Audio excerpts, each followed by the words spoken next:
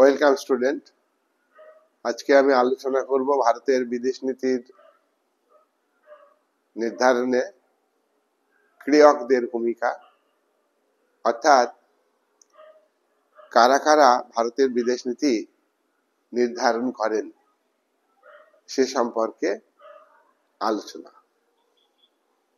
ভারত একটি স্বাধীন সার্বভৌম রাষ্ট্র। এই রাষ্ট্রের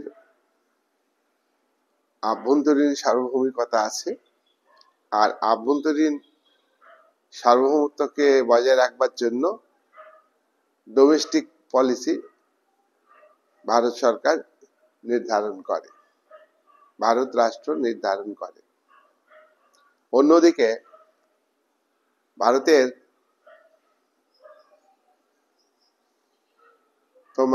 বাহ্যিক সার্বভৌমিকতা আছে। এই বাহ্যিক সার্বভৌমত্ব রক্ষার জন্য ভারত রাষ্ট্রকে স্বাধীনভাবে বিভিন্ন রাষ্ট্রের সঙ্গে সম্পর্ক স্থাপন করতে হয়। বিভিন্ন রাষ্ট্রের সঙ্গে সম্পূর্ণ স্বাধীনভাবে সম্পর্ক স্থাপন করার ক্ষেত্রে যে নীতি ভারত সরকার গ্রহণ করে তাকে বলে ভারতের বিদেশ নীতি। এই বিদেশ নীতি নির্ধারণে একাধিক ব্যক্তি, একাধিক সংস্থা যুক্ত আছে, আর তারাই হলো ক্রিয়ক, অ্যাক্টর।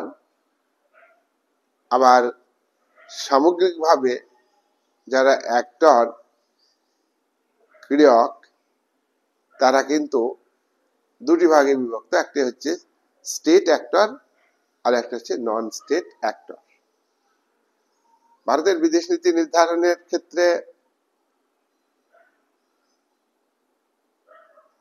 বিদেশ মন্ত্রণালয় আছে, মিনিস্ট্রি অফ এক্সটার্নাল অ্যাফেয়ার্স। ভারতের বিদেশ নীতি নির্ধারণের ক্ষেত্রে ন্যাশনাল সিকিউরিটি কাউন্সিল আছে। ন্যাশনাল সিকিউরিটি কাউন্সিলের দায়িত্বে যারা আছেন এবং বিদেশ মন্ত্রণালয়ে যারা আছেন, মিনিস্ট্রি অফ এক্সটার্নাল অ্যাফেয়ার্সে যারা যুক্ত আছেন, সেই সব ব্যক্তি হচ্ছে স্টেট অ্যাক্টর। সেই সব ব্যক্তি হলো স্টেট অ্যাক্টর। ভারতের কৌশলগত অবস্থান নির্ধারণের ক্ষেত্রে এই বিদেশ মন্ত্রণালয়, ministry of external affairs, national security council খুবই গুরুত্বপূর্ণ ভূমিকা পালন করে। ভারতের বিদেশ নীতির কৌশলগত দিক ঠিক করে। অন্যদিকে ভারতের পররাষ্ট্র দপ্তরে মন্ত্রী আছেন বিদেশ মন্ত্রী, ফরেন মিনিস্টার। আবার ফরেন মিনিস্টার কে হবেন তা নির্ভর করে প্রধানমন্ত্রীর ইচ্ছা অনিচ্ছার উপর। তাহলে প্রধানমন্ত্রী যেটা ঠিক করবেন, ভারতীয় সংসদীয় গণতন্ত্রে প্রধানমন্ত্রীর ক্ষমতা হচ্ছে চরম ক্ষমতা, চূড়ান্ত ক্ষমতা। তাহলে বিদেশ মন্ত্রী বিভিন্ন রাষ্ট্রের সঙ্গে সম্পর্ক স্থাপনের ক্ষেত্রে যে নীতি গ্রহণ করবেন সেটা কিন্তু প্রধানমন্ত্রীর সঙ্গে পরামর্শ করে প্রধানমন্ত্রী গাইডলাইন দেবেন, সেই মতো পররাষ্ট্রমন্ত্রী কাজ করবেন। পররাষ্ট্রমন্ত্রীর মন্ত্রণালয় আছে। তোমরা জানো যে প্রত্যেকটা কেন্দ্রীয় মন্ত্রী কি রাজ্যের মন্ত্রী, মন্ত্রীরা রাজনৈতিক প্রতিনিধি, তারা অনভিজ্ঞ। তাই যে যে দপ্তরে দপ্তর পরিচালনার জন্য বিশেষজ্ঞ দরকার, সচেতন মানুষ দরকার, দক্ষ মানুষ দরকার, অভিজ্ঞ মানুষ দরকার। তারা হলেন আমলা, সচিব। সচিব একাধিক থাকে, মুখ্য সচিব থাকেন প্রত্যেকটা মন্ত্রণালয়। বিদেশ দপ্তরের মন্ত্রণালয়ে একজন সচিব আছে। ক্যাবিনেটের মধ্যমণি প্রধানমন্ত্রী, তার ক্যাবিনেট সচিব আছে, তার নিজস্ব সচিব আছে, পিএমও। এই সচিবের পরামর্শ খুবই গুরুত্বপূর্ণ। তিনি অভিজ্ঞ, তিনি প্রশাসন ভালো বোঝেন। তাহলে পররাষ্ট্র দপ্তরের যিনি মন্ত্রী, তার অধীনে মন্ত্রণালয় আছে, বহু ব্যক্তি যুক্ত আছেন, বিভিন্ন সচিব রয়েছেন, এবং তারা ঠিক করেন কোন দেশে কাকে কূটনীতিবিদ হিসাবে পাঠানো হবে। সেটা কিন্তু ভারতের পররাষ্ট্র দপ্তর ঠিক করে। কিন্তু পররাষ্ট্র দপ্তর ঠিক করলেও বিদেশ মন্ত্রী পররাষ্ট্র নীতি ঠিক করবেন ঠিকই, কিন্তু সেক্ষেত্রে যেহেতু ভারতের গণতন্ত্র হলো সংসদীয় গণতন্ত্র, সংসদীয় গণতন্ত্রের নিয়মই হচ্ছে প্রধানমন্ত্রীর হাতে চূড়ান্ত ক্ষমতা ন্যস্ত। তাই প্রধানমন্ত্রী পরামর্শ দিবেন পররাষ্ট্র মন্ত্রীকে, সেই মতো পররাষ্ট্রমন্ত্রী বিদেশ নীতি নির্ধারণ করবেন। তাহলে পররাষ্ট্রমন্ত্রী এবং এবং আন্তর্জাতিক যে পরিস্থিতি, সেই পরিস্থিতি অনুযায়ী পররাষ্ট্রমন্ত্রী প্রধানমন্ত্রী আলাপ আলোচনা করে তারা পররাষ্ট্র নীতি নির্ধারণে সিদ্ধান্ত নেবেন।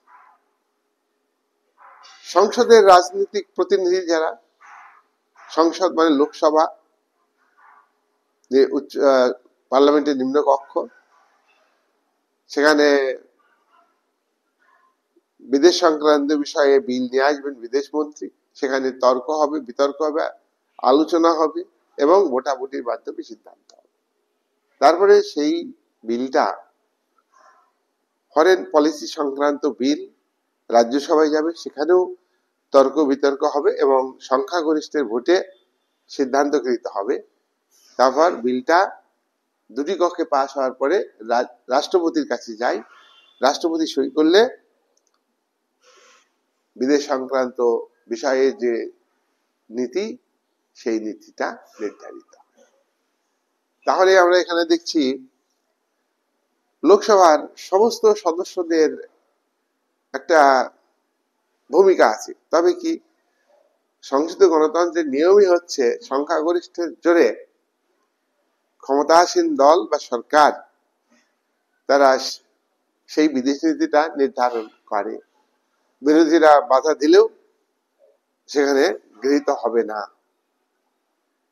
তবে গুরুত্বপূর্ণ বিষয় হলে আন্তর্জাতিক পরিস্থিতি অনুযায়ী ভারতের পার্লামেন্টের যারা বিরোধী, তারাও কিন্তু অনেক সময় সরকার পক্ষকে বিদেশ নীতি নির্ধারণে সাহায্য করে। এই সাম্প্রতিককালে কাশ্মীরের পহেলগাঁও এর যে ঘটনা, সন্ত্রাসবাদীরা তীর্থযাত্রীদের উপরে হামলা করে এবং হত্যা করে 26 জনকে, সেক্ষেত্রে ভারতীয় বিদেশ দপ্তরে যেমন national security council, Ajit Doval,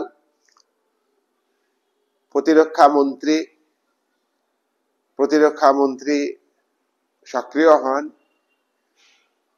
স্থল বাহিনীর সেনানায়ক, আকাশ বাহিনীর সেনানায়ক এবং বিমান বাহিনীর এবং নৌবাহিনীর সেনানায়ক, স্থল, নৌ, বিমান, এই তিনটি বাহিনীর সেনানায়কদের সঙ্গে প্রতিরক্ষা মন্ত্রী আলোচনা করেছেন। এই মুহূর্তে একটা আনইজি সিচুয়েশনে, একটা অস্বাভাবিক পরিস্থিতিতে, যুদ্ধ পরিস্থিতিতে বিদেশ নীতি কিভাবে নির্ধারিত হবে, সেক্ষেত্রে আমরা দেখছি যে এতগুলো সংস্থা, এতজন ব্যক্তি বিদেশ নীতি নির্ধারণের ক্ষেত্রে ভূমিকা পালন করছে।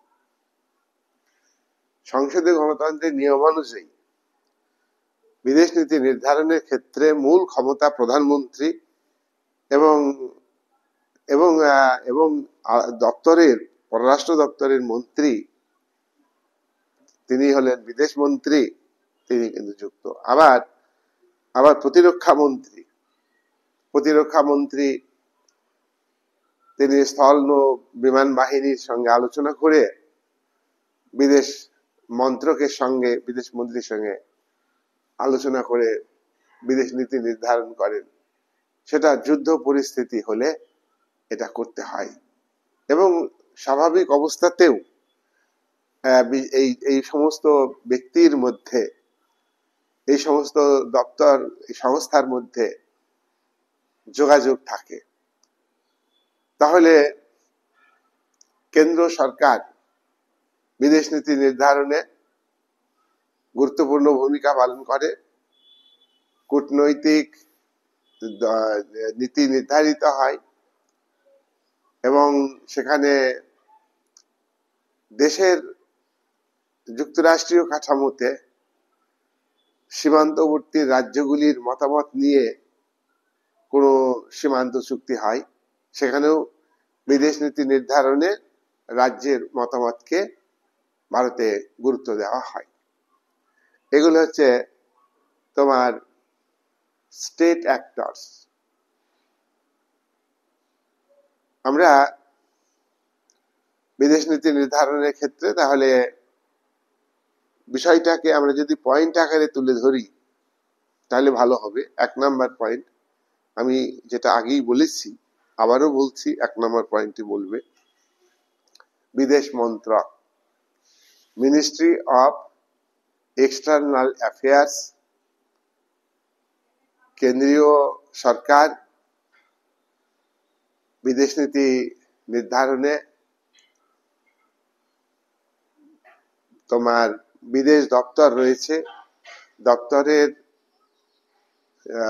মন্ত্রণালয় রয়েছে, অর্থাৎ অফিসার রয়েছেন, কর্মচারী রয়েছেন, কূটনৈতিক প্রতিনিধি আছেন। এগুলো সংস্থাগুলি গুরুত্বপূর্ণ ভূমিকা পালন করে বিদেশ নীতি নির্ধারণে। এটা হচ্ছে 1 নাম্বার পয়েন্ট। 2 নাম্বার, ভারতের পার্লামেন্ট পয়েন্ট আকারে আলোচনা করবে। পার্লামেন্ট হচ্ছে 3টি অংশ, 2টি কক্ষ। 3টি অংশ রাষ্ট্রপতি, নিম্নকক্ষ লোকসভা, উচ্চকক্ষ রাজ্যসভা। দেখো, রাষ্ট্রপতি পার্লামেন্টের অবিচ্ছেদ্য অংশ। তার কারণ হলো যে রাষ্ট্রপতির সই ছাড়া কোনো বিদেশ সংক্রান্ত বিল বা যে কোনো বিল পাশ হয় না, সেটা আইনে পরিণত হবে না। তাই রাষ্ট্রপতিকে এক্ষেত্রে বিদেশ নীতি নির্ধারণে গুরুত্ব দিতে হবে। বিদেশ সংক্রান্ত এক্সটার্নাল বিল ক্ষেত্রে লোকসভায়, রাজ্যসভাতে পাশ হওয়ার পরে রাষ্ট্রপতি সই দরকার। তাহলে এখানে পার্লামেন্টের ভূমিকাটা কি? পার্লামেন্টের সংখ্যাগরিষ্ঠ দলের ভূমিকা থাকে, এ কথা আমরা অস্বীকার করতে পারবো না। প্রধানমন্ত্রীর ভূমিকা, আর বিদেশ মন্ত্রীর ভূমিকা, পররাষ্ট্র মন্ত্রীর ভূমিকা খুবই গুরুত্বপূর্ণ, এবং বিদেশ দপ্তরের ভূমিকা আছে, এটা আমরা স্বীকার করি। কিন্তু চুপচাপ তো বিল পাস করা যাবে না।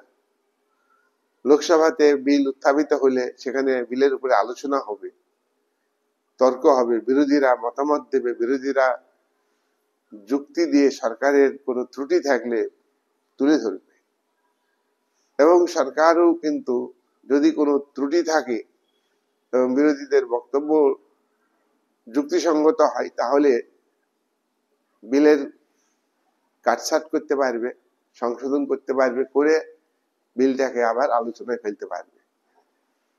আলোচনার পরে ভোটাভুটির মাধ্যমে সিদ্ধান্ত গৃহীত হয়। তাহলে এখানে লোকসভার ভূমিকা আছে, রাজ্যসভারও ভূমিকা আছে। তোমরা একথা জানো যে লোকসভা এবং রাজ্যসভার মধ্যে আমাদের দেশে লোকসভার ক্ষমতা বেশি, তার লোকসভাতেই হলো বিদেশ মন্ত্রী, লোকসভাতেই কিন্তু প্রধানমন্ত্রী।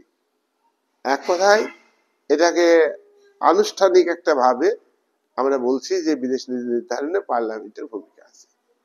এখানে পার্লামেন্টের ভূমিকা মানে কি, তিনটি পার্টের কথাই আলোচনা করতে হবে, কিন্তু রাষ্ট্রপতি তো নিয়মতান্ত্রিক শাসক, তিনি তো বিদেশ সংক্রান্ত ব্যাপারে সই করেই শেষ। তাহলে মূল যে ক্ষমতা প্রধানমন্ত্রী, পার্লামেন্টে যে দল নিরঙ্কুশ সংখ্যাগরিষ্ঠতা অর্জন করে সেই দলের হাতে। এখানে বিরোধীদের মতামতকে গুরুত্ব দিতেও পারে, না দিতে পারে, কারণ সংখ্যাগরিষ্ঠ হচ্ছে সরকারি দল, সংখ্যাগরিষ্ঠের জোরেই বিদেশ বিদেশ নীতির সংক্রান্ত বিল পাশ হয়ে যাবে। 3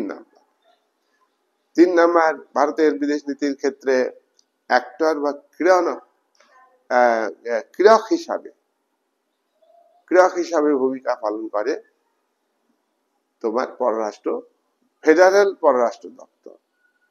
ফেডারেল পররাষ্ট্র দপ্তর এটা হচ্ছে মিনিস্ট্রি অফ এক্সটার্নাল অ্যাফেয়ার্স এর তত্ত্বাবধানে।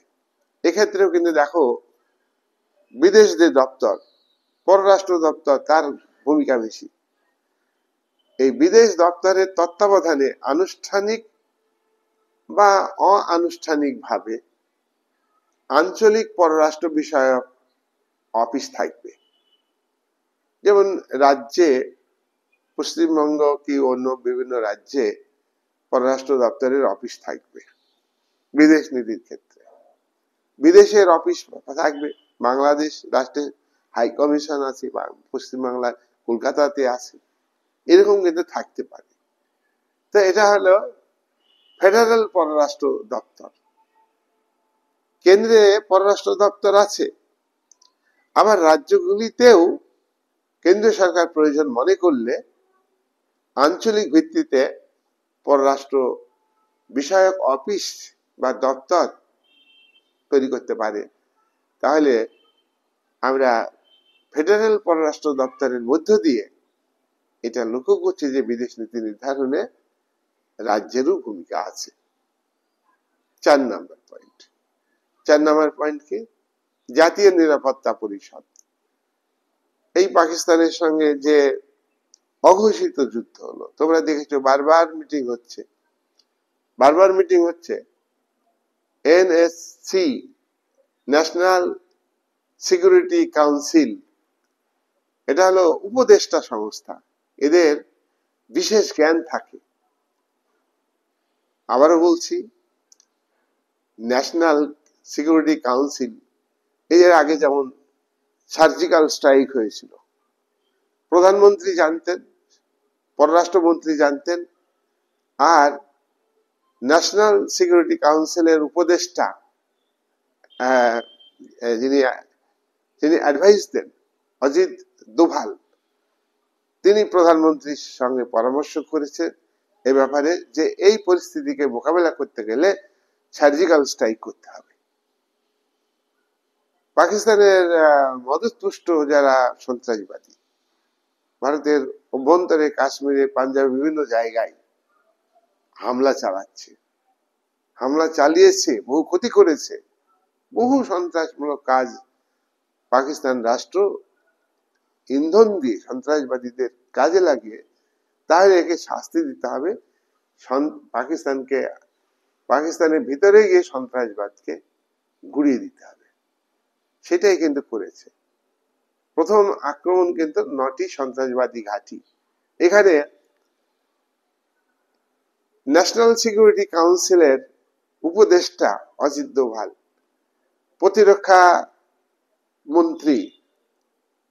প্রতিরক্ষা মন্ত্রী রাজনাথ সিং, এখানে প্রধানমন্ত্রী নরেন্দ্র মোদী, এখানে বিদেশ মন্ত্রী হচ্ছে তোমার জয়সিংহ। তাহলে এই যে এতগুলো ব্যক্তি, এরা অ্যাক্টর। এখানে অ্যাক্টর তো অভিনেতা বলা হয়, এখানে অভিনেতা বলাটা প্রাসঙ্গিক না। অনেক বই আছে, বাংলা বই, প্রাসঙ্গিক না। যাই হোক, এই অ্যাক্টররা সক্রিয় ব্যক্তি, তারা কিন্তু গুরুত্বপূর্ণ ভূমিকা পালন করছে। এটা কৌশলগত দিক ঠিক করতে হবে। এই যে সিজ ফায়ার হলো, মানে যুদ্ধ বিরতি হলো, অঘোষিত যুদ্ধ, যুদ্ধ বললে ভুল হবে, পাকিস্তানও সরাসরি ভাবে যুদ্ধ ঘোষণা করেনি, ভারতও করেনি। ভারত অন্য রাষ্ট্রের অভ্যন্তরীণ ব্যাপারে হস্তক্ষেপ করাটা অন্যায়, কিন্তু ভারতের সেনা ঢুকে পড়েছে। এখানে এক্সকিউজ কি?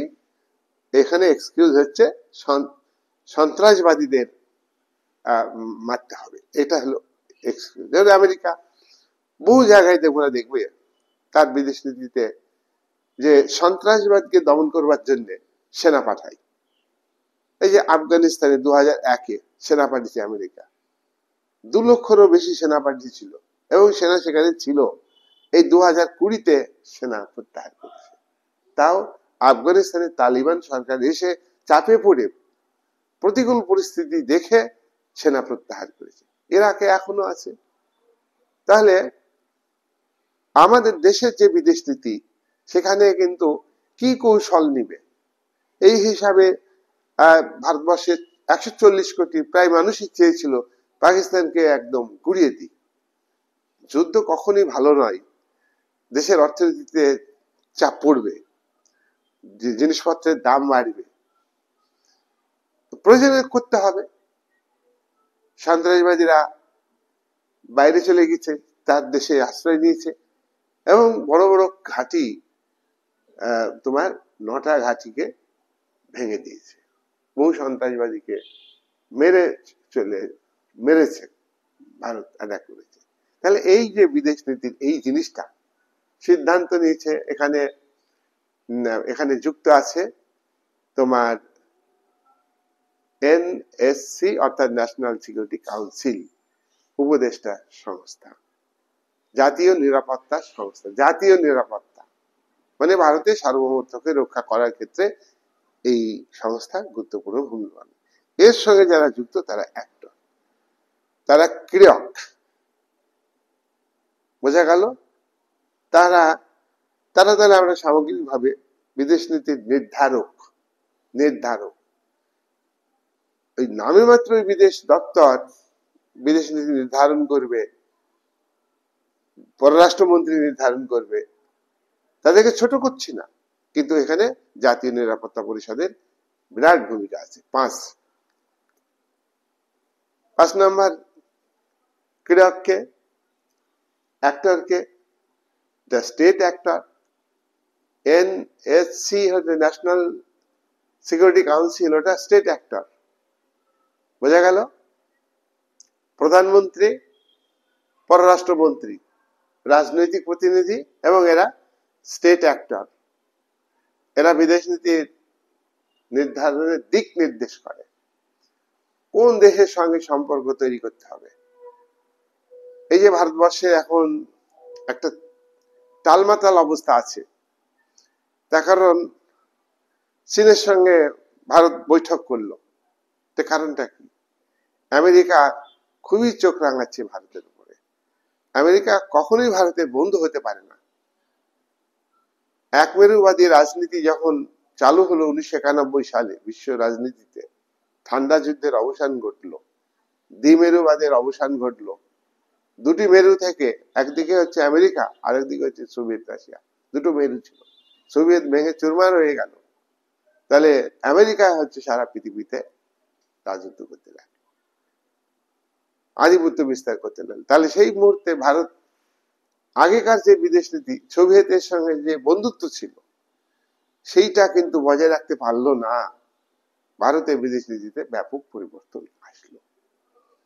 এই ক্ষেত্রে ভূমিকা কিন্তু প্রধানমন্ত্রীর ভূমিকায় এইসব মোড় নিচ্ছে, নতুন মোড় নিচ্ছে, যেখানে কোল্ড ওয়ারের অবসান, বাইপোলার পলিটিক্স এর অবসান, এবং তোমার একমেরুবাদী রাজনীতি, বিশ্ব রাজনীতি আমেরিকার হাতে। তখন আমেরিকার সঙ্গে ভারত একটা আন্তরিকভাবে না হলেও একটা ফ্রেন্ডশিপ ভাব তৈরি হয়েছিল। ভারতের প্রকৃত বন্ধু আমেরিকা কোনোদিন ছিল না, হতেও পারবে না।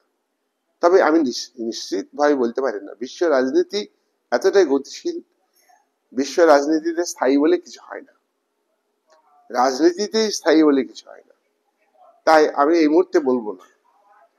তবে ভারত বুঝতে পারছে যে আমেরিকার ভূমিকাটা কি।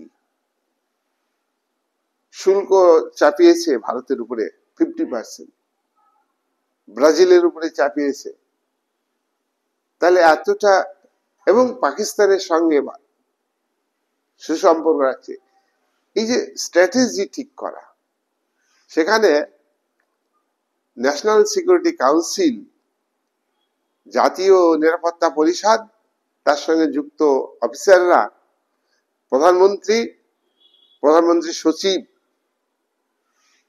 পররাষ্ট্রমন্ত্রী, পররাষ্ট্রমন্ত্রী সচিব এবং সচিবালয়, বহু কর্মচারী আছে।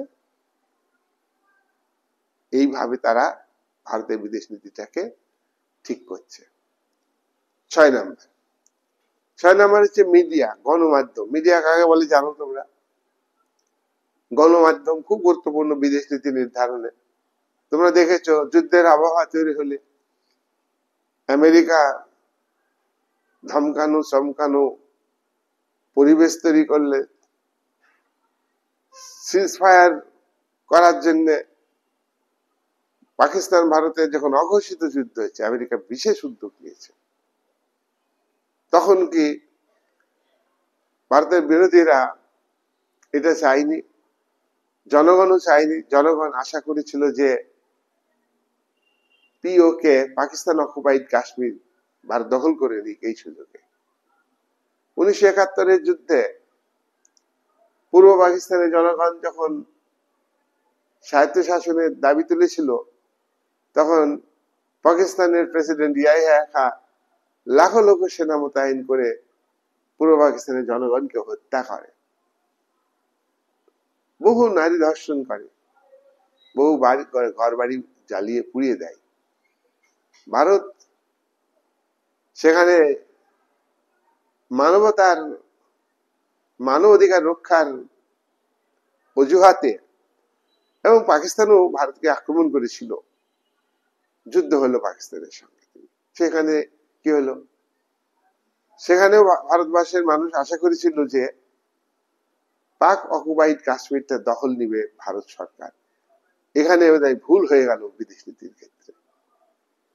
এখানে মিডিয়া একটা বিরাট ভূমিকা পালন করে। তুমি দেখবে যে প্রত্যেকটা মিডিয়া দেশের পক্ষ হয়ে প্রচার করে। আমেরিকা যে শুল্ক নীতি চাপিয়ে দিয়েছে, এখানে মিডিয়াগুলো ভারতীয় জনমত তৈরি করবার চেষ্টা করছে। চীন আমাদের চারিদিকে বেড়া তৈরি করে ফেলেছে, আমাদের চারিদিকে কিন্তু ঘিরে ফেলেছে চীন। কি করে? আকসাই চীন, ভারতের ভূখণ্ড, বিশাল অঞ্চল, তোমরা ম্যাপটা দেখে নিবে। 1962 সালে যুদ্ধ করে চীন দখল করে নিল। ওটা কাশ্মীরের ছিল, এখন লাদাখ ভারতের কেন্দ্রশাসিত অঞ্চল, ওটা গোটা কাশ্মীরের সঙ্গে যুক্ত ছিল। আকসাই দখল করে নিল।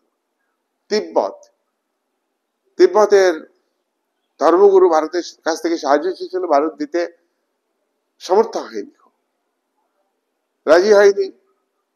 1959 সালে তিব্বতের উপরে চীনের আধিপত্য, তিব্বত চীনের দখলে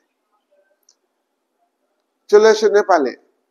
নেপালে, নেপাল বাফার স্টেট, ভারতের কাছে সুযোগ নেবে, চীনের কাছেও সুযোগ নেবে। বাফার স্টেট কাকে বলে? দুটি শক্তিশালী রাষ্ট্রের মাঝখানে যদি একটা রাষ্ট্র থাকে, ছোট রাষ্ট্র, কম ক্ষমতা সম্পন্ন, তাকে বলে বাফার স্টেট। তো নেপাল ভারতের কাছে সুযোগ নিয়েছে। নেপালে ব্যাপক ভূমিকম্প হয়েছিল 2013-14-তে, ভারত হেভি সাহায্য করেছে। তারপরে চীনের ইন্ধনে, তারপর থেকে নেপাল ভারতের সঙ্গে সম্পর্ক তিক্ত, খারাপ, চীনের সঙ্গে ভালো সম্পর্ক। নেপাল, চীন এবং ভারত বর্ডারে ভারতের কালাপানি অঞ্চলে 80 কিলোমিটার রাস্তা নির্মাণ করেছে ভারত সরকার। এখানে চীন বাধা দিয়েছে, নেপালও বাধা দিয়েছে।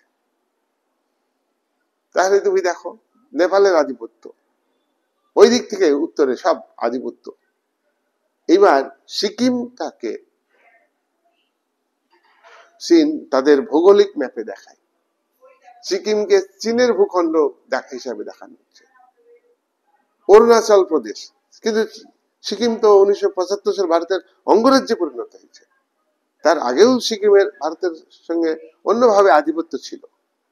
অরুণাচল প্রদেশ, সেটাও আমাদের অঙ্গরাজ্য, 1987 সালে অঙ্গরাজ্যে পরিণত হয়েছে অরুণাচল প্রদেশ। তাহলে সেখানে কি হলো, সেখানে ম্যাপে দেখাচ্ছে, চীনের ম্যাপে দেখাচ্ছে অরুণাচল প্রদেশ ওদের। এদিকে চীন বাংলাদেশকে উস্কানি দিয়ে যে করিডোর আছে আসামে যাওয়া, সিকিম অর্থাৎ জলপাইগুড়ি যে করিডোর, সেই করিডোরটা কে বলা হয় ভারতের, এখানে চিকেন নেক বলা হচ্ছে, এটুকু মুরগির গলার মতন। এবং এর সঙ্গে ভারতের 7টা রাজ্য এর যোগাযোগ আছে, ভারতের সঙ্গে যোগাযোগ আছে। এই ভূখণ্ড দিয়ে, অন্য দিক দিয়ে যোগাযোগ নাই। তাহলে এই চিকেন নেকটাকে কেটে ফেলার জন্য চীন উস্কানি দিচ্ছে বাংলাদেশ। চীনের কথা শুনে বাংলাদেশের জনগণ প্লাস বাংলাদেশের যে উগ্রপন্থী সরকার, ধর্মীয় উন্মাদনায় মত্ত সরকার, ডক্টর ইউনূসের সরকার আমকি তামকি করেছে। এটা হলো চীনের আশকারাতি। আর অরুণাচল প্রদেশকে দেখাচ্ছে চীনের ভৌগোলিক ম্যাপে। মায়ানমারে যাও, মায়ানমার এর সামরিক দিক থেকে, অর্থনৈতিক দিক থেকে, বাণিজ্যিক দিক থেকে চীনের আধিপত্য। শ্রীলঙ্কায় আসো, শ্রীলঙ্কাতে চীনের আধিপত্য সামরিক দিক থেকে। শ্রীলঙ্কার হাম্বার দ্বীপে চীনের যুদ্ধ জাহাজ আছে, ওখান থেকে ভারতীয় সেনারা কি করছে না করছে নজর রাখার চেষ্টা করছে। আর পশ্চিমে পাকিস্তান, পাকিস্তান যখন 47-এ যে কাশ্মীরটা দখল নিয়েছে, পাকিস্তানের দখলে আছে, গোটা কাশ্মীরের কম অংশ অকুপাইড কাশ্মীর, পাক অকুপাইড কাশ্মীর, POK বলা হয়, পাক অকুপাইড কাশ্মীর। এটাতে এইটার ভিতর এইটা কিছুটা জমি পাকিস্তান চীনকে দিয়ে দিয়েছে 1963 সালে। এবং আকসাই পাকিস্তান অকুপাইড কাশ্মীর, এবং এই দিক দিয়ে একটা চীনের রাস্তা আছে আফগানিস্তান ইরাকের মধ্যে দিয়ে, বাণিজ্যিক রাস্তা, অর্থনৈতিক রাস্তা। তাহলে সব হিসাব করে দেখা যাচ্ছে ভারতকে চীন কিন্তু ঘিরে ফেলেছে। এবার গেল সমুদ্রে, সমুদ্র ভারত মহাসাগরে ভারতের আধিপত্য আছে। অস্ট্রেলিয়ার বিমান যুদ্ধজাহাজ মহড়া করছে, আমেরিকার যুদ্ধজাহাজ আছে।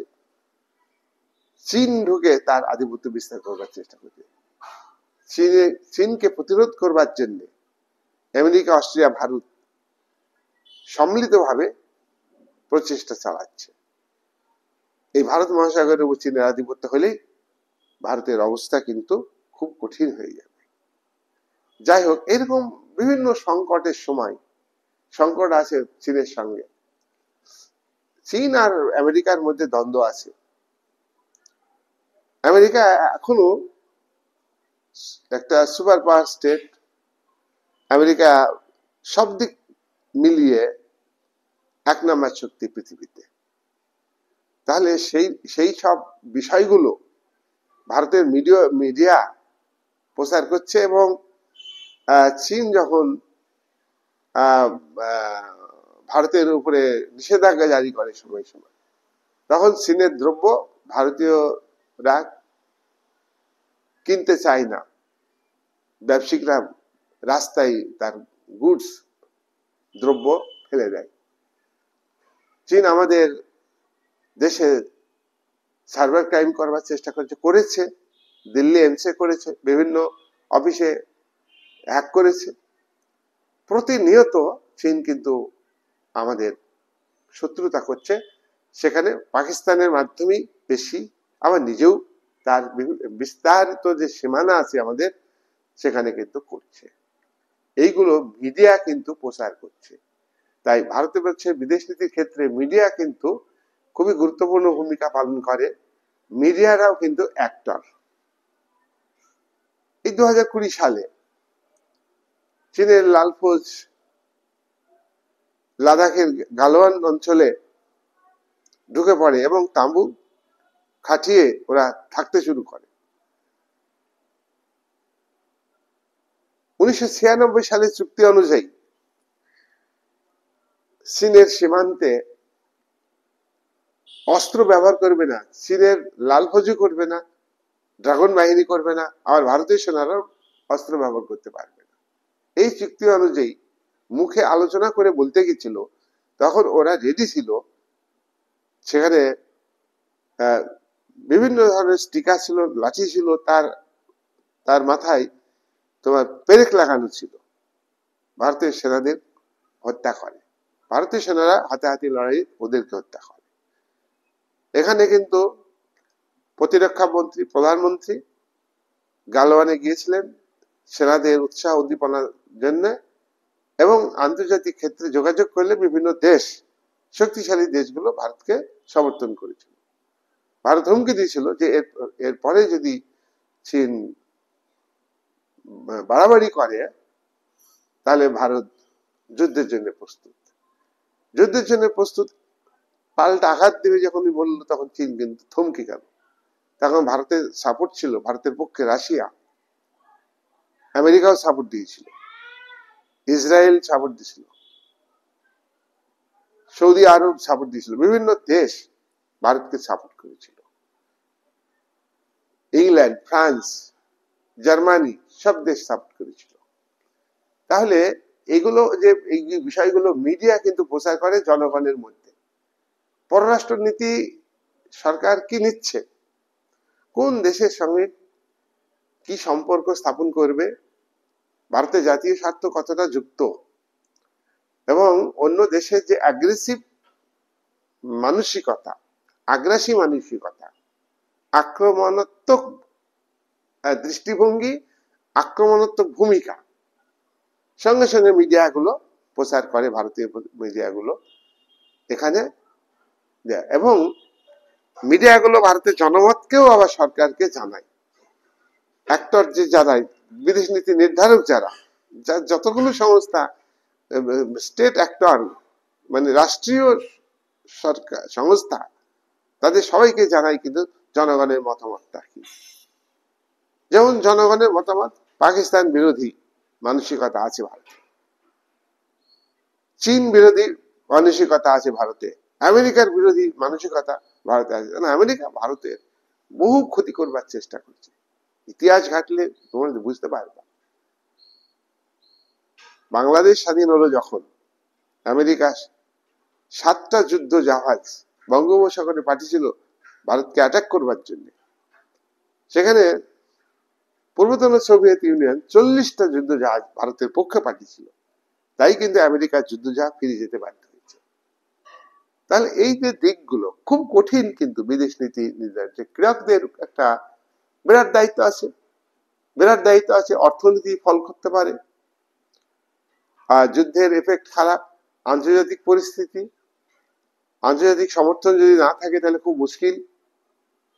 যেমন পাকিস্তানের আন্তর্জাতিক সমর্থন কম, কারণ পাকিস্তান একটা বিদেশ নীতিতে ওদের ভুল আছে, সন্ত্রাসবাদকে গুরুত্ব দেয়, উগ্রবাদকে গুরুত্ব দেয়, গণতন্ত্রকে গুরুত্ব দেয় না।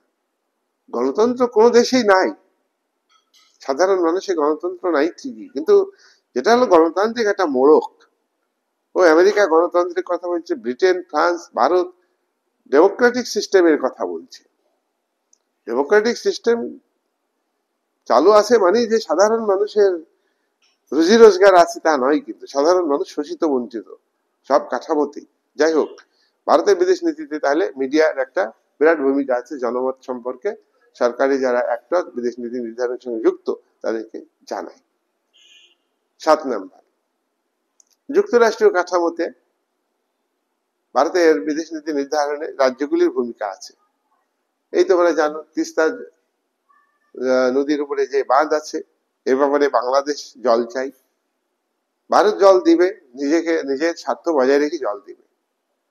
সেক্ষেত্রে পশ্চিমবঙ্গ সরকারের চিফ মিনিস্টারের মতামত নিয়ে বহুবার একসঙ্গে মিটিং হয়েছে, আবার অনেক সময় অ্যাভয়েড করেও নিতে হয়েছে। কেন্দ্র ডিসিশন নিতেই পারে, কিন্তু রাজ্য সরকারকে এখানে গুরুত্ব দিতে হবে, রাজ্য সরকারকে এখানে গুরুত্ব দিতে হবে। এটা সাংবিধানিক কাঠামো যে বিদেশ নীতি শুধু কেন্দ্রের হাতেই থাকবে তা না, তাহলে যুক্তরাষ্ট্রীয় কাঠামোতে রাজ্যগুলির ভূমিকা, এরা স্টেটের যারা অ্যাক্টর, এখানে চিফ মিনিস্টারের মূল ক্ষমতা আছে, নিয়মতান্ত্রিক শাসক রাজ্যপাল আছে, তারাও কিন্তু এই সীমানার বাংলাদেশ সীমান্তে, পশ্চিমবাংলার সীমানা বেশি, তাই বাংলাদেশের সঙ্গে কোনো পররাষ্ট্রনীতি নির্ধারণের ক্ষেত্রে রাজ্যের স্বার্থ যুক্ত আছে। যেমন জল, তিস্তা প্রকল্প, এটা বাংলাদেশ চাইলেই কেন্দ্র দিয়ে দেবে জল, তা কিন্তু পারবে না। পারবে, চূড়ান্ত ক্ষমতা থাকতে পারে, যুক্তরাষ্ট্র কেন্দ্রের শক্তি বেশি, কিন্তু এখানকার অ্যাক্টর চিফ মিনিস্টার তাকে একেবারে অবহেলা করতে পারে না। 8, বহুমেরুত্ব এবং কৌশলগত। আজকে ওয়ার্ল্ড পলিটিক্স খুব ডাইনামিক, তাই ভারতবর্ষে যারা অ্যাক্টর, স্টেট অ্যাক্টর এবং নন স্টেট অ্যাক্টর, তাদের ভাবতে হবে যে আজকে বহু কেন্দ্রিক রাজনীতির ক্ষেত্রে ভারতের বিদেশ নীতিকে সেইভাবে তৈরি করতে হবে। বিশ্ব রাজনীতি যখন দ্বিমেরুবাদ ছিল, তখন ভারতের বিদেশ নীতিতে জোট নিরপেক্ষ আন্দোলন, জোট নিরপেক্ষ নীতি গুরুত্ব পেয়েছিল। নয় উপনিবেশবাদ, নয় সাম্রাজ্যবাদকে উচ্ছেদ করবার জন্য, আর দেশের আর্থিক উন্নতির জন্য, উভয় শিবিরের কাছ থেকে সুযোগ নেওয়ার জন্য, নেশন বিল্ডিং এর জন্য। কিন্তু যেহেতু দ্বিমেরুবাদ নেই, বিশ্ব রাজনীতিতে বাইপোলার পলিটিক্স নেই, একমেরুবাদ চলে এসছে, তখন কিন্তু জোট নিরপেক্ষ নীতিকে ভারত গুরুত্ব দেয়নি। দুটি জোট ছিল, তাই জোট নিরপেক্ষ ছিল। জোট নেই, জোট নিরপেক্ষ নেই, প্রাসঙ্গিক। তবে তবু জোট নিরপেক্ষ আন্দোলনের বেসিক কতগুলো জিনিস, বর্ণ বিদ্বেষের বিরোধিতা, তোমার নয় উপনিবেশবাদের বিরোধিতা, নয় সাম্রাজ্যবাদের বিরোধিতা ভারতের বিদেশ নীতিতে স্থান পায়, আর ভারতের বিদেশ নীতিতে শান্তি স্থান পায়। আর আজকে একমেরুবাদ 1991 থেকে 2001 পর্যন্ত ছিল। 2001-এ আমেরিকার বিশ্ব বাণিজ্য সংস্থার যে কেন্দ্র ওয়ার্ল্ড ট্রেড সেন্টার ভেঙে ঘুরিয়ে দিল লাদেনের জঙ্গি বিমান দিয়ে। তো তখন, এবং আরো অনেক দেশ কিন্তু আমেরিকার কর্তৃত্বকে মানেনি। যেমন ধরো 1990 সালে কুয়েতকে কেন্দ্র করে, কুয়েত সাদ্দাম হোসেন ইরাকের প্রেসিডেন্ট দখল করে নিলে আমেরিকা জাতিপুঞ্জকে ব্যবহার করে মাল্টি ন্যাশনাল বাহিনী তৈরি করেছিল, সেখানে বহু দেশ সেনা দিয়েছিল সাদ্দামের এগেনস্টে যুদ্ধ করতে। সাদ্দামকে পরাজিত করে, কুয়েতকে দখল মুক্ত করে, কুয়েতকে একটা স্বাধীন রাষ্ট্রে পরিণত করে। এখানে আমেরিকার স্বার্থ ছিল, সেখানে অন্য দেশ রাশিয়া, চীন প্রতিবাদ করতে পারেনি, সেনা দিয়েছিল। এইবার আমরা দেখবো রাশিয়া তখন খুব দুর্বল হয়ে গেছে অর্থনৈতিক দিক থেকে। 2002-এ এসে 2002-3 সালে যখন আবার যুদ্ধ হলো ইরাকের বিরুদ্ধে, সেই যুদ্ধে কিন্তু বহু দেশ সেনা দেয়নি, শুধু ব্রিটেন সেনা দিয়েছে আমেরিকার পক্ষে, কিন্তু জাতিপুঞ্জকে ব্যবহার করেছে। কিন্তু জাতিপুঞ্জ এর পক্ষ থেকে সিকিউরিটি কাউন্সিলের স্থায়ী সদস্য হিসাবে রাশিয়া ভিটো দিতে পারতো, তা দেয়নি। চীন ভিটো দিতে পারতো, তা দেয়নি। কিন্তু সেখানে যুদ্ধ হলো, ইরাকের প্রেসিডেন্টকে পরাজিত করলো, ফাঁসি দেওয়া হলো ইরাকের পুতুল সরকার তৈরি করে। এবং সেখানে আমেরিকার সেনা এখনো আছে। এটা নয়া সাম্রাজ্যবাদী প্রক্রিয়া। তো ভারতবর্ষকে এখানে মনে রাখতে হয়েছে। ভারতের বিদেশ নীতির ক্ষেত্রে মধ্য পশ্চিমী কি বলবো পশ্চিম এশিয়াতে মধ্য মানে প্রাচ্যের কিছু দেশের সঙ্গে যুদ্ধ মানে যুদ্ধের আবহাওয়া এবং যুদ্ধ চলেছে। হামাসকে কেন্দ্র করে ইসরায়েল ইরানের যুদ্ধ ইত্যাদির ক্ষেত্রে ভারতকে কৌশলগত ভাবতে হচ্ছে। আজকের রাজনীতি হচ্ছে বহুমেরু রাজনীতি। বহুমেরু রাজনীতি ন্যাটোর সরি ইউ সংগঠনে 27টা দেশ আছে, ইউরোপীয় সেই দেশগুলো, কিন্তু সেখানেও কিন্তু ইউরো মুদ্রা সব দেশে নেই। ইউরো মুদ্রা নেই, ইংল্যান্ডে নেই, তার নিজস্ব মুদ্রা চলছে। আবার এই সংগঠনের অনেক দেশেই ইউরো মুদ্রা একই মুদ্রা চলছে, সেখানে মার্কিন ডলার সাম্রাজ্যবাদের বিরুদ্ধে লড়াই আছে। তাহলে এই জায়গায় দাঁড়িয়ে দেখা যায় যে বহু মেরু কেন্দ্রিক রাজনীতিতে এবং বিশ্বের যে সব দেশ আজকে রাজনৈতিক দিক থেকে স্বাধীন, সার্বভৌমত্ব আছে, অর্থনৈতিক দিক থেকে পরাধীন, সেই সব দেশের প্রতি ভারতের সিম্প্যাথি এবং তাদের সমর্থন যাতে পায়, সেই দিকটা ভারতীয় পররাষ্ট্র নীতি নির্ধারক যারা, তারা গুরুত্ব দেন। 2024 সালে যে দিল্লিতে মিটিং হলো G20, সেখানে ভারতের বিশেষ ভূমিকা ছিল। দক্ষিণ আফ্রিকা মহাদেশের 50টি দেশের প্রতিনিধি ভারতে আসে, দিল্লি এই কনফারেন্সে আছে, G20 কনফারেন্সে। সেখানে ভারতের একটা সুসম্পর্ক গড়ে উঠেছে। তাহলে এই দিক থেকে ভারতের বিদেশ নীতি নির্ধারকদের ভাবতে হবে গতিশীল পৃথিবীতে। 9 নাম্বার, নন স্টেট অ্যাক্টরস। এটা হচ্ছে রাষ্ট্র বহির্ভূত সংস্থা, জোট গঠন হয়। এখানে বিদেশ নীতি নির্ধারকদের গুরুত্বপূর্ণ ভূমিকা পালন করতে হয়। বিদেশ মন্ত্রী জয়শঙ্করকে, প্রধানমন্ত্রী নরেন্দ্র মোদীকে, প্রধানমন্ত্রীকে, প্রতিরক্ষা মন্ত্রীকে এবং এবং তার স্টাফ, বেসরকারি সংস্থা, সরি স্টাফ হচ্ছে সরকারি সংস্থা, এছাড়া মাল্টিন্যাশনাল কর্পোরেশন, বিভিন্ন সংস্থা এই বিদেশ নীতি নির্ধারণের ক্ষেত্রে গুরুত্বপূর্ণ ভূমিকা পালন করে। তাহলে বিভিন্ন সংস্থা আছে, তোমরা জানো শিল্পে উন্নত দেশগুলো নিয়ে G7, G8, G20, এখন কিন্তু G20-তে ভারত আছে। ব্রিক্সে ভারত আছে, ব্রাজিল, ভারত, রাশিয়া, চীন।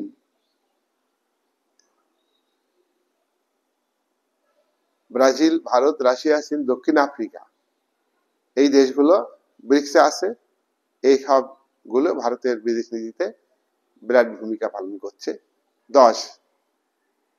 10 নম্বর হচ্ছে থিঙ্ক ট্যাঙ্কস। এটা কিন্তু ভারতের বিদেশ নীতিতে উদ্ভব হয়েছে। একটা নতুন গতি এসেছে থিঙ্ক ট্যাঙ্কস এর মাধ্যমে। ইন্ডিয়ার ভাবমূর্তি বিদেশে তুলে ধরা, এটা বিদেশ নীতিতে নতুন গতি এসেছে। ইন্ডিয়াকে বহু দেশ চিনুক, বহু দেশ গুরুত্ব দিক, তাহলে ইন্ডিয়ার সঙ্গে বাণিজ্যিক সম্পর্ক গড়ে উঠবে। ইন্ডিয়া যেসব যুদ্ধাস্ত্র তৈরি করছে সেগুলো তারা কিনবে। এই যে পাকিস্তানের সঙ্গে যে অঘোষিত যুদ্ধ হলো, এতে একটা থিঙ্ক ট্যাঙ্কস কাজ করেছে যে ভারতের অস্ত্র ভালো, ইন্ডিয়ার ভাবমূর্তিটা ভালো তুলে ধরেছে। বহু দেশ ভারত থেকে অস্ত্র কিনবে, তাহলে ভারতের লাভ হবে। 11 নম্বর হচ্ছে এটা কিন্তু non state actor, civil society, সুশিক্ষিত যারা নাগরিক, তারা বিভিন্ন সাংস্কৃতিক সংস্থা আছে যারা ভারতবর্ষের আভ্যন্তরীণ ক্ষেত্রে ভারতের জনমতকে তৈরি করে, ভারতের মানুষের মধ্যে ভারত রাষ্ট্রের প্রতি বিশ্বাস, অনুভূতি, আবেগ, মূল্যবোধ, দৃষ্টিভঙ্গি গড়ে তোলে এবং ভারতের মধ্যে একটা আদর্শ জাতীয়তাবাদ গড়ে তোলে, যা ভারতের সার্বভৌমত্ব রক্ষার ক্ষেত্রে খুব দরকার। এবং বিদেশকে ঘৃণা করা নয়, বিদেশ অন্যায় করলে তার প্রতি ধিক্কার জানানো, তার প্রতি রুখে দাঁড়ানোর মানসিকতা তৈরি করা জনগণের মধ্যে, এগুলো হচ্ছে ভারতের সুশীল সমাজ। এটা হলো বেসরকারি সংস্থা। এই সংস্থা এবং সাংস্কৃতিক সংস্থা ভারতের বিদেশ নীতিতে গুরুত্বপূর্ণ ভূমিকা পালন করে। 12 নম্বর, ভারতের বিদেশ নীতিতে গণতন্ত্রীকরণ আছে। ভারতবর্ষে তো মিলিটারি গভর্নমেন্ট নেই, ভারতবর্ষে ফ্যাসিবাদী সরকার নেই, নাৎসিবাদী সরকারের মতো সরকার নেই, সামরিক সরকার নেই। এটা হলো ইন্ডিয়া গভর্নমেন্ট, যে ডেমোক্রেটিক গভর্নমেন্ট। এখানে জনমত, নির্বাচন কে গুরুত্ব দিয়ে সরকার তৈরি হয়, আর এই সরকার ফরেন পলিসি নির্ধারণ করে। তাই ফরেন পলিসি নির্ধারণের সঙ্গে যুক্ত যারা, উপদেষ্টা কাউন্সিল, বিদেশ মন্ত্রণালয়, প্রধানমন্ত্রী, বিদেশ মন্ত্রী, পার্লামেন্ট, সবাইকেই ভাবতে হয় ভারতের জনগণের মতামতের দিকে। তার কারণ, যদি ভারত বিরোধী ভূমিকা নেয় কোনো রাজনৈতিক দল বা কোনো সরকার, যে ভারতের ক্ষতি হয়ে যাবে এমন নীতি নিচ্ছে বিদেশ নীতি নির্ধারণের ক্ষেত্রে, তাহলে কিন্তু ক্ষতি হয়ে যাবে। সেই জন্য ভারত সরকার এর অংশ হিসাবে বিদেশ দপ্তর, ভারত সরকারের মূল ব্যক্তি হিসাবে প্রধানমন্ত্রী, ভারত সরকারের ন্যাশনাল সিকিউরিটি কাউন্সিলের উপদেষ্টাকে এগুলোকে ভাবতে হবে যে কি করে গণতন্ত্রটাকে টিকিয়ে রাখা যায়। সর্বশেষে ভারতের বিদেশ নীতিতে এই অ্যাক্টরগুলি ঐক্যমত চেষ্টা করবে। ভারতের মধ্যে গণতন্ত্রের নিয়ম হচ্ছে সরকারি দল থাকবে, সরকার গঠিত হবে নির্বাচনের মধ্য দিয়ে, জনপ্রতিনিধিদের নিয়ে গণতান্ত্রিক প্রক্রিয়াতে বিদেশ নীতি নির্ধারণ হয়, গণতান্ত্রিক প্রক্রিয়াতে। কিন্তু বিরোধীরা কোনো ত্রুটি পেলে বিরোধিতা করবে, কিন্তু দেশের জাতীয়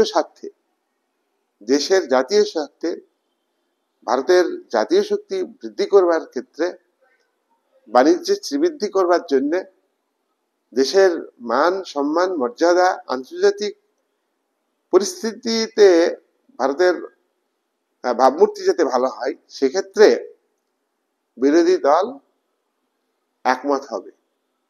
আর বিরোধী দলকেও এহেন পরিস্থিতিতে সরকার পক্ষকে গুরুত্ব দিতে হবে।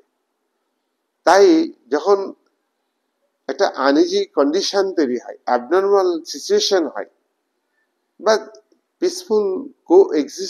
পিসফুল কন্ডিশন না থাকে, যখন একটা ওয়ার সিচুয়েশন তৈরি হয়, তখন দেখবা যে সরকার পক্ষ, বিদেশ দপ্তর, তারা সবসময় বিরোধী দলগুলিকে ডেকে একসঙ্গে আলোচনা করে এবং বিরোধী দলগুলো সেই মানে আড়ালে যাই করুক, প্রকাশ্যে কিন্তু সরকারকে সাপোর্ট করে। এটা হচ্ছে ঐক্য। এইভাবে আমি বিদেশ নীতি নির্ধারণে ভারতের কোন কোন অ্যাক্টর কাজ করে তা আমি আলোচনা করলাম। এই আলোচনা করে আজকের আলোচনা আমি শেষ করলাম।